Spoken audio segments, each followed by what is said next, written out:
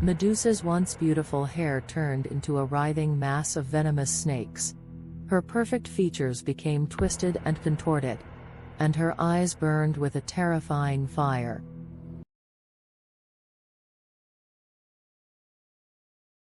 What do you think of when you hear the name Medusa? Medusa's name means guardian or protectress in ancient Greek, and she was indeed a beautiful maiden who served as a priestess of Athena, the goddess of wisdom and war. She had long, flowing hair and a fair complexion, and she was admired by many men. However, she had taken a vow of chastity and dedicated herself to the service of Athena. One day, while she was performing her duties in Athena's temple, she caught the eye of Poseidon, the god of the sea. He was overcome by lust and decided to pursue her. Medusa tried to escape, but Poseidon caught her and raped her on the sacred floor of the temple. This was a terrible sacrilege that angered Athena, who was watching from above. However, instead of punishing Poseidon, who was her uncle and a powerful god, she turned her wrath on Medusa. She cursed her by transforming her beautiful hair into venomous snakes and making her face so hideous that anyone who looked at her would turn to stone. She also banished her from civilization and sent her to live with her two sisters, Steno and Euryale, who were also Gorgons. Medusa lived with her two sisters, Steno and Euryale, in the island. Gorgons were winged female creatures with snakes for hair and tusks for teeth, who were born as monsters from the sea gods Phorcys and Ceto. Medusa was devastated by this curse and became bitter and hateful. She wandered the world, avoiding human contact and killing anyone who crossed her path with her petrifying gaze.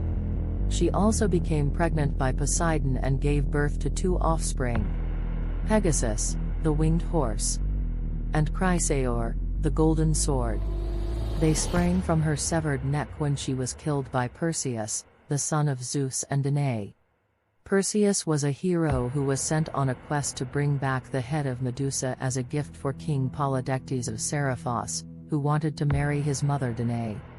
Perseus was aided by Athena and Hermes, who gave him a shield, a sword, a helmet of invisibility, and a pair of winged sandals. He also received help from the Graii, the three old sisters of the Gorgons who shared one eye and one tooth among them. Perseus stole their eye and forced them to tell him where to find the Gorgons. Perseus flew to the island where Medusa lived with her sisters. He approached them stealthily while they were sleeping and used his shield as a mirror to avoid looking directly at Medusa's face. He then swung his sword and cut off her head.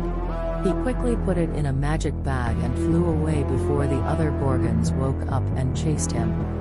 Perseus used Medusa's head as a weapon on his way back to Seriphos. He turned into stone an enormous sea monster that was sent by Poseidon to devour Andromeda, a princess whom Perseus fell in love with and rescued. He also turned into stone King Polydectes and his courtiers who had tried to force Danae to marry him. He then gave Medusa's head to Athena, who placed it on her shield as an emblem of terror. Medusa's story is one of the most well-known and popular myths in Greek mythology. It has inspired many artists, writers, and filmmakers throughout history. However, it is also one of the most controversial and debated myths. Some people see Medusa as a symbol of female power and resistance against male oppression. They argue that she was a victim of rape and injustice who fought back against her aggressors. They point out that she was originally a beautiful and devout woman who was punished by Athena for something that was not her fault. They also note that she was the mother of two noble creatures who represented wisdom and courage. Others see Medusa as a symbol of evil and horror. They argue that she was a monster who deserved her fate. They point out that she was a killer who turned innocent people into stone. They also note that she was the sister of two other Gorgons who were born as monsters and had no redeeming qualities. So, was Medusa a victim or a villain? The answer is complex. She was a victim of circumstance and the gods' cruel whims. But she was also a monster, with the power to kill with a single glance. Ultimately, Medusa is a reminder that the world is not always black and white. There are good people who do bad things, and there are bad people who do good things. Medusa was a complex character, and her story is one that has been debated and reinterpreted for centuries. What do you think? Was Medusa a victim or a villain? Let us know in the comments below.